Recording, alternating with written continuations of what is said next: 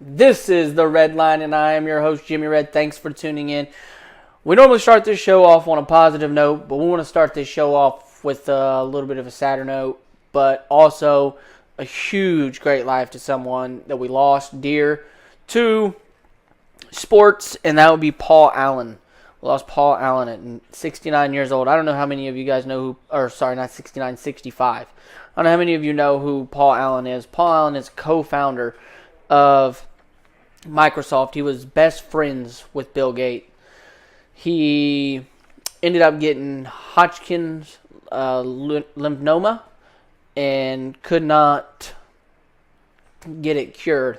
He got it in remission in 2009, but he released earlier this month that it came back. And it didn't last long after it came back that he was taken from us. So, in other words, he was also an owner of the Seattle Seahawks. He also owned the Portland Trail Blazers and was part owner of the Seattle soccer team. So it was bad that we lost him. The Seattle Sounders, he was part owner of that. So we lost him, and he did a lot.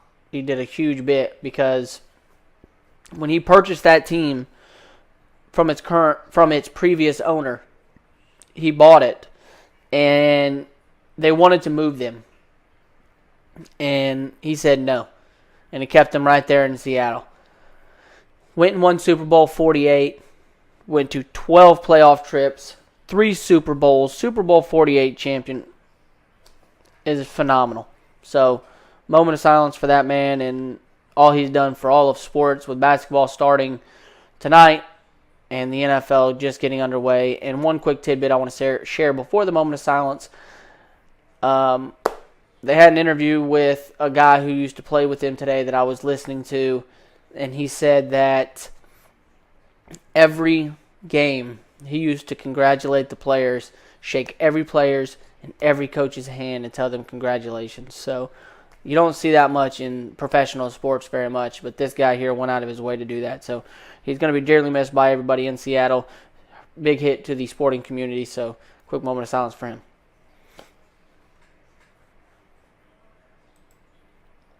Okay, and with that being said, folks, we're going to get into a positive note. We're going to start this show off with the red hierarchy. And that's just going to be the top 5 teams according to me. And with that being said, the top 5 teams I got here, man, it was close to put one team out of it. I really believe there's one team really, really, really close. And this week, I'm going to give you guys just a little bit more because you're all my fans. And you all deserve sometimes just a little bit more for watching this show. So I'm going to give you the top 6. Not just top 5, top 6, baby. And right there, close, could be inside the top 5 is Baltimore. Baltimore looks good, man. Joe Flacco has something to worry about. He's worried about if he's going to have a job. The offense looks good. The defense looks good. Jim Harbaugh is rolling. They look very good in their conference. They had a big win this week against Tennessee. Tennessee has beaten 2 big teams in Jacksonville and Philly. So it was a big win for them. I got Baltimore in at 6. Coming in at 5, I have the Chargers. Man, let me tell you, LA is a team that's not really on everybody's radar. And everybody's like, oh, really? Why is that? Well, a lot of people say that they're not that great of a team. Well, the problem is they have 2 losses. The 2 losses they have, one was to the Rams and one was to the Chiefs. Both phenomenal teams. So it's not that they're a bad team. They just have played a tough schedule. So I don't see it. Plus, they got an awesome wide receiving core. It could be one of the best ones in the NFL. They got Phillip Rivers, who's never hurt. An awesome running back who can run the ball, in Melvin Gordon.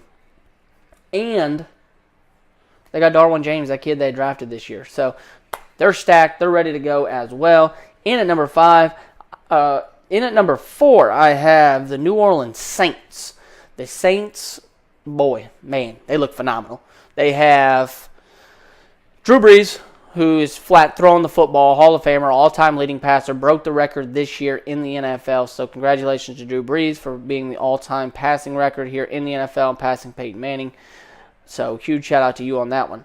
But when you have a team that has that good of a defense, that good of a quarterback, and Sean Payton as a head coach, you're going to be good. You have the number 1 run-stop defense in the NFL, and you score the most points in a football game with Drew Brees. The only game that you allowed a whole bunch of points was against game 1 of the season against Tampa, and that's because Fitzpatrick came out throwing bombs down the field, and you lost in a shootout 48-40. So, I mean, it was a shootout, but I got the Saints in at 4. Number 3, I have the Chiefs in. The Chiefs have a great quarterback. I know they lost this week. I would have previously had them at 2. I have them at 3. After the loss, they dropped a spot. That hurt. Patrick Mahomes came out starting the season off with not throwing an interception through his first 5 games. Not 5, 3. And was rolling. Well, he came in and threw an interception, folks. He threw 2 last week and 2 this week. So now he's starting to figure out that they can get him picked off, and they're starting to find out that it's harder, the schemes are different, and all that. Patrick Mahomes is starting to get figured out. But they have Tyreek Hill, and they have an awesome running game and passing game as both. So nothing's hurting there, and they got probably the best tight end in the game with Travis Kelce. The only problem is they are yet to figure out the safety problem. They have a huge safety problem with Eric Reed still being out. So big deal there for them. In at number 2 with the big win this week over them would be the Patriots. I know everybody was struggling on them a couple weeks ago, but you know what? I'm not, because numbers show that through their records, their worst month is September. They have the best coach, Bill Belichick. They just landed Melvin Gordon, who completely gives them a different dynamic than they've had in numerous amounts of years. He just got back Julian Edelman, who he can hit across for the middle of for the slot. Gronk is not relied on as much, and he's still got Philip Dorsett, and they got a running game that has more than one running back with James White and all of them in the backfield. And this is one of their best defenses they've had in years. So with that being said, they're in at 2. And the number 1 team in the NFL is the Rams. The Rams are still the best team. They went on the road back-to-back weeks and won both. One of them at the Mile High Stadium in Denver when it was snowing outside and 25 degrees, the second coldest game that Denver's played before November. So it was a cold game. These guys are from LA, warm weather. I understand football's played in cold weather, but still, when you practice in warm weather, cold weather gets to you.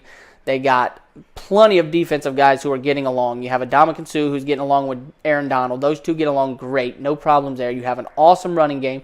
Your wide receivers are great. You have the best young coach in football. Wade Phillips is an awesome mind guy who's there for you as well to play, who is on your coaching staff, who used to coach. And you have Jared Goff. I understand Cooper Kupp is hurt, got hurt during this game, probably going to miss 1 week, but still have an amazing wide receiving core because you still got Brandon Cooks. Rams in at number 1. There it is, folks. 6 Baltimore, 5 is the Chargers, 4 Saints, 3 Chiefs, 2 Pats, and 1 the Rams. With that being said, we're going to jump right in to a couple of games that went on this weekend that I was just fired up about. And one of those games was the Cincinnati game.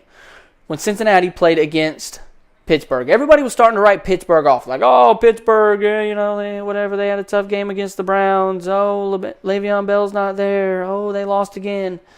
You know what, folks? I ain't writing them off because you still got Big Ben and you still got Antonio Brown. And they hooked up to win that game for them. They hit a 31-yard pass and catch across the middle on a blitz at the end of the game, scoring the game-winning touchdown to win that game over Cincinnati. As there was only 10 seconds on the clock, they won it 28-21. It was phenomenal. I was fired up. It was crazy because when they did that, nobody saw it coming. It's just the game is still there. Even James Conner has stepped up. James Conner is the kid that they got out of Pitt. Conner had the same thing. He got hit when he was in college. He found out he had cancer as well. Went through rehab and was drafted, and now look at him. He's playing in the NFL. James Conner is the leading back because Le'Veon Bell is not there. Man, it's phenomenal. James Conner ran for 111 yards and a pair of touchdowns. He's been doing this all year. Once I saw Le'Veon Bell was out and they had James Conner, I was like, that'll be all right. James Conner will be all right. I think what happens here is Le'Veon Bell needs to either not even be requested to be traded. They just need to let him go and find a trade potential for him because I think you could ship him off to Indianapolis and get a good draft pick, a really high second-round draft pick out of him for sure because they're not going to give up a first-round pick because I still think they're going to win it, but a lot of people have an Indy finish second for getting draft picks, so a really bad record they have them at for the Colts this year. I got them winning the division, but I don't think they're willing to give up their first-round pick because Frank Ritt is not ready to do that yet. So I think they're going to at least leave that. I think they can get a second and third-round pick for Le'Veon Bell, and I think you ship him on down the road because it's not going to do anything besides create problems, especially seeing you got James Conner who ain't having a problem. And then another guy who they all thought was going to have problems when he got to the NFL was Joe Mixon. Well, Joe Mixon had problems in college at Oklahoma, but he's went to the NFL, turned his act around, and has turned into a great back. Joe Mixon himself ran for a 4-yard touchdown with 1:18 left to put the Bengals back on top of this game. And they almost sealed it if it wasn't for Antonio Brown and Big Ben when he hit him across the middle on that blitz. But you win by the blitz and you lose by the blitz. The Steelers are back, baby. Watch out. They're going to be a force to be reckoned with. I think the Steelers could potentially be in the AFC Championship game now the way they're playing. If they keep playing like this, they don't need Le'Veon Bell because they got Big Ben and they got Antonio Brown. Plus, they still got Juju Smith-Schuster who stepped up to the next level as well. I think you got to watch out for Pittsburgh. Now they're up to 3-2-1. I think they're a team to mess with. Cincinnati's on the start of the season off 2-0, lost 2 games in that area against the Panthers and the Steelers. So watch out, folks. I think Pittsburgh's a team you got to watch out for because I don't think Andy Dalton's up to this pressure of Cincinnati that everybody's on, and I think the Steelers are ready to go. Another game I want to talk about is the Rams. I mentioned the Rams. They were up there. They went to the Mile High Stadium, folks, and it was cold. 25 degrees. They got snow the night before a game. As I mentioned, it was the second coldest game before November in the Mile High Stadium. But that did not stop Todd Gurley. Todd Gurley ran for 208 yards, 2 touchdowns on 28 carries, and carried his team to a win. As I mentioned, they had Wade Phillips. Wade Phillips came back on a homecoming game to Denver because he used to be in Denver and got the W. That had to feel phenomenal considering you went back home and won the game against a team that you used to be a part of. The big thing I see is, though, Todd Gurley's a good runner, but that shows how strong the offensive line is for the Rams. Because when you think about Denver, I automatically think edge rushers. And I mean, they got 2 great ones. They got Von Miller, who I think he's still in his prime. A lot of people say he's getting old, but I think he's still in his prime. And then they got the kid they drafted that they potentially almost traded that pick for, but they saw he was on the board, said nope, pulled the string on it. And that's the kid out of North Carolina State that they got, Bradley Chubb. That kid is a machine. He ended up getting some sacks in that game as well. I think he ended up with 4 sacks in that game, Bradley Chubb did, which for a rookie is phenomenal. So I think Bradley Chubb is definitely no problem, but the biggest problem is they're allowing all these rushing yards because they did it last week as well. Not just this game, last week as well, especially considering they allowed 323 yards last week against the Jets when they got beat. But Isaiah Corwell rushed for 270 himself on the ground. That's a lot of yards. 270 for him. And you had 208 this week. So you've allowed over 478 yards in 2 weeks. That is a lot of yards on the ground. You need to step it up, boys. Especially considering you got Von Miller and you got all these guys that you're supposed to have on the defense with Bradley Chubb. But there was one play in that game that was pretty controversial, a lot of people think. It was Todd Gurley's first score of the game, but it came on a move that Emmanuel Sanders made that was a little weird. So after Gurley scored, Denver then got down the field, and Emmanuel Sanders had a 44-yard TD catch jabbed away from him as he pointed his finger as he was running across the line like this at Torrey Hill's face before he crossed the goal line.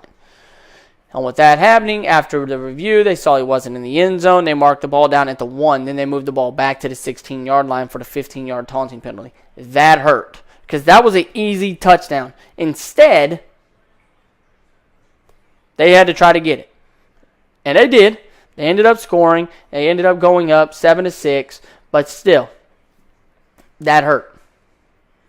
Especially seeing that he could have cost the team those points. Controversial play. I think, personally, it's a bad call. Let players be players. I mean, come on now. I think the NFL is getting soft. This is the NFL. Let somebody hit somebody. You can't hit the quarterback, land on him. You might as well get him a pillow and a blanket to put the quarterback on the ground. You can't point at anybody. You can't do anything in the NFL anymore. You can't tackle them. You can't do nothing.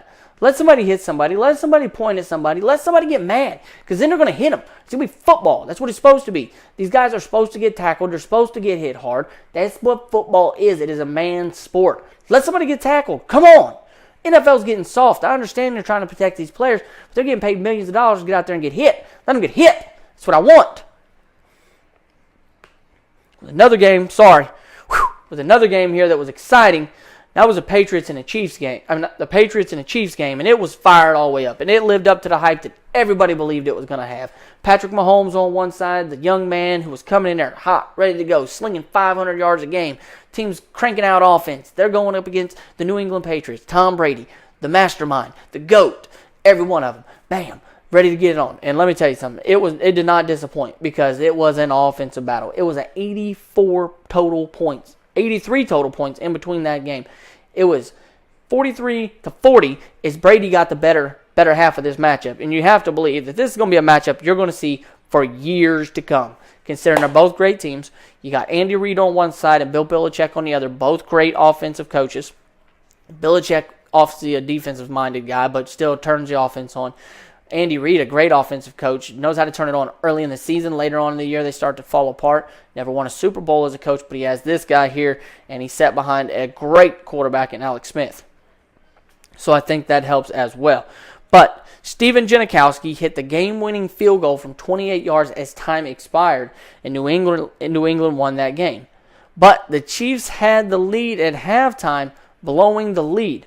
Brady passed for 340 yards and a touchdown, but ran for one himself after he dove head first and got smoked right at the goal line, which was beautiful. I love seeing that, because that shows his willingness for the team to take a shot, and that should show his players, hey, I'm willing to do this, and I'm your franchise quarterback. You guys should be willing to do it too. And I like the call by the NFL of letting it play out. I know he took a shot near the shoulder and the head region of a quarterback, but he came out of the pocket and became a runner. Does not matter. If he gets hit in the head, he gets hit in the head. It happens on every play. That's part of the NFL. It was unintentional. Let it ride. I think it was a great call on that.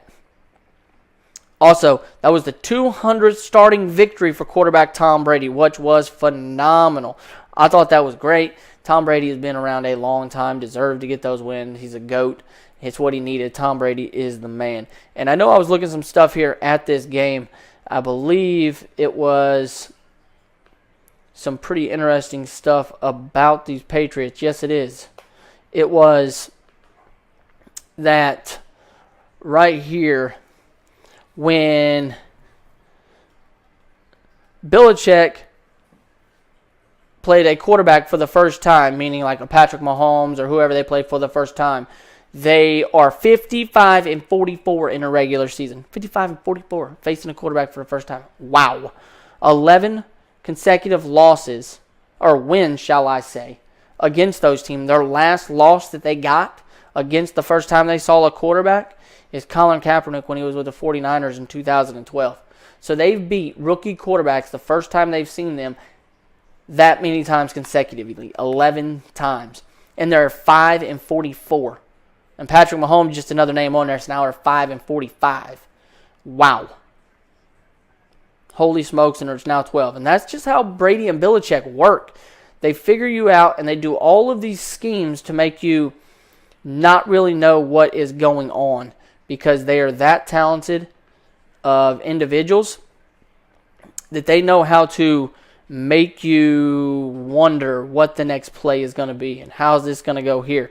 So huge shout out to Belichick and Brady, because they know how to mastermind the way around this game. And then the biggest controversy that came out of this game to me was when Tyreek Hill caught a pass late in the game and ran for 75 yards into the end zone. When he got there, he then got hit in the face with a whole bunch of middle fingers from the fans, and then took beer to the face. That fan was immediately thrown out and is placed under arrest, not allowed back into the stadium. And then the thing that really, really I don't like is the double standards parts on Tyreek Hill. Come on, Tyreek Hill. Let the man know he was drinking. I understand that. Obviously, he threw the beer on you. He was drinking. He made a bad choice. Don't press charges on the man. I understand it was a beer. Beer wipes off. It's not a big deal. The biggest problem is that I see with this that people don't understand is you beat your girlfriend while she was pregnant. That's double standards in my mind, dude. You got away with it somehow. Why can this guy right here not be given a second chance? Because all he did was throw a beer on you. He's being a sports fan of his team. You ran over there where he was at in his vicinity. He had maybe way too much to drink. I would probably assume he probably did, considering he threw a beer on you. And you still want to press charges against him. Come on, man. I understand it's the president of the situation. But look at the whole deal here. You beat your girlfriend who was pregnant. And this man threw a beer on you. Come on, man. Give the guy a second chance. I don't believe that's right. And especially saying that you said, I want to press all charges that I possibly can against this guy. I didn't like that. Another game I want to talk about real fast here. It's Green Bay Packers and 49ers. That was a phenomenal game right there. I didn't think it was going to come out the way it did because I thought Green Bay was really going to come in and put a showdown here. And the reason I thought that is because the quarterback for the Niners, Garoppolo, out for the year, torn ACL. Not a lot of people knew who the quarterback was for the 49ers. Quarterback for the 49ers that stepped in was C.J. Beathard. C.J. Beathard used to be the quarterback at Iowa. He was an Iowa State, not Iowa State. He was an Iowa guy there. And I didn't think it was going to quite be like it was. But guess what? Aaron Rodgers, the mastermind that he is, set it all up and got it rolling. They had a minute 7 left on the clock as they marched down the field and kicked a field goal from 27 by Mason Crosby to win this game. Kevin King intercepted this ball, but they almost didn't get these points. They got lucky. So, what happened here was the final drive got extended because Richard Sherman, who says he's underpaid, don't get the respect for the defensive player he is, made a huge mistake when it was 3rd down and 15 and absolutely destroyed illegal contact on Aaron Rodgers after he threw the football and moved the ball up, gave him a 1st down. He then threw the ball twice. Oh, no, he then ran for 21 yards and then threw the ball twice. He threw it once to Crosby, and then he threw it another time to Crosby. Actually, both of them went to Crosby for a 19-yard pickup total. That then marked the ball where it lifted Green Bay after kicking the field goal, and it was phenomenal. It was great for the kicker, Mason Crosby, and it was great for them because they came from behind, showed that Aaron Rodgers could come from behind. It was great for Crosby considering Crosby missed 13 points last week in the loss to the Lions. He missed 4 field goals and an extra point. He missed 14 points, and all of that coming off last week's loss. And he comes in this week and redeems himself and kicks the game-winning field goal. That's what they needed right there. The kicker needed that confidence again back on his side, and the Packers needed that confidence that Aaron Rodgers could come back and win games for him. And they also needed that confidence that their kicker would be back on their side again as well. Aaron Rodgers threw for 425 yards, 2 touchdowns. He threw both of them balls to Devontae Adams. Great. The second score came with 1 minute and 55 seconds left on the ball at the 16 with the score tied at 30. He put the ball in the air. He caught it. They put him and bang. Just telling you, folks, Aaron Rodgers is a man. He's knowing a way to find that back shoulder and put points on the board. That's what he does. Aaron Rodgers is a mastermind. He carries that team and brings them back. He hasn't had the gifts that a lot of these quarterbacks have had, but let me tell you, he is a very, very, very talented young man. Very, very talented quarterback in the NFL. Not even a young man. He's just very talented. So, with that being said, don't forget about C.J. Beathard on the other side. C.J. Beathard, as we mentioned, this is his first year as a starter because Jimmy G was supposed to be the starter on that team. Excuse me. And he passed for 245 yards and 2 touchdowns as well, both of them to Marquise Goodwin. So, He's got it going on as well. Just a tough battle here against Green Bay. He faced a better competitor against Aaron Rodgers. We're unable to pull it out, but that's okay. The biggest problem, though, for the Niners was turnovers. Turnovers. Last week, they gave up 5 turnovers. They had 5 of them. This week, they had 3. Pretty sure, yes, it was 3 turnovers for the Niners this week after giving up 5 last week. They had 2 fumbles and an interception thrown. That hurts. If you can't hold on to football, you can't win the game. It should have never been close if you wouldn't turn the football over, because then they would have had worse field position, had to drive farther, maybe not have been able to score, or you could have continued to march and put points on the board. Hold on to the football. It's valuable. That's why it's so hard to get a hold of it. You only get roughly about 12 possessions a game. If you give 3 of them away, you're in trouble. So you get 12 possessions a game, you give 3 of them away. That's a lot. That's 25% of the time you touch the ball. You're basically handing a quarter of the football game to somebody else. It's tough to do. The other game I want to talk about real quick before we hop off of here is Panthers and the Redskins. Man. Thought the Panthers were going to get this one. I really did. But Josh Norman got the better half of his whole team. Norman intercepted Cam Newton early in the game. But the problem that started for Carolina when that game started was the first 4 possessions, 3 of them, they turned the football over. Interception and 2 fumbles. You can't start a game off with 3 turnovers on your first 4 drives. You can't do it. You just can't do it. You can't do that and win a football game. But somehow, Carolina put themselves back in this game. I don't know how they did it, but they did. And the biggest problem was they had the ball, were in position to score. Cam Newton didn't use the timeouts, didn't even use his legs, didn't run. He threw the football and they lost the game. They should have won it. They should have won the game, and they lost 23-17. And that gives all the confidence in the world to Washington, and especially Josh Norman, knowing that he just beat his team. Cam Newton should be down on himself after the game he had because he was just struggling. He only had 275 yards, 2 touchdowns. He was 27 for 40. He only rushed for 43. And he turned the ball over like it was going out of style. So, if the Panthers can find a way to hold on to that football, they're going to be a force to be reckoned with, folks. Let me tell you, Cam Newton does not look at MVP status at all. We got back some guys that we needed over on the defensive side of the ball with Thomas Davis coming back after his suspension, which was fantastic to have him back there. He made some great defensive plays. I think it's going to help with defense, especially the run defense, but this week it did not quite help all the way, considering they almost allowed another 100-yard rusher yet again after they've already done it once when it was snapped by Tevin Coleman earlier this year, snapping that 22-game streak. They were only 3 yards short of letting Adrian Peterson do it, who had a dislocated right shoulder and said, ow, that hurt the entire game. He was 3 yards short. He ran 17 times for 97 yards. He was 3 yards short from doing that on us, man. We almost allowed 2 guys to rush over 100 yards this season. We didn't do it for 22 straight games. They got to find a way to pick up that defense. Cam Newton's got to find a way to hold on to that ball. And they just got to figure it out because it's a severe problem. And another problem right now is DJ Moore.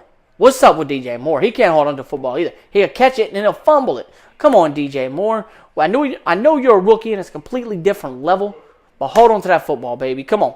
I think we got to work on some drills of you holding on to that football. But Panthers lost that game. That was a tough pill to swallow right there considering how they played that game. They should have won it. Tough pill to swallow, but that's all right. I'm understanding. Make sure you come right back here next week here on the Red Line to hear the breakdown and get who the top 5 teams are in the NFL. We'll see you guys next week here on the Red Line.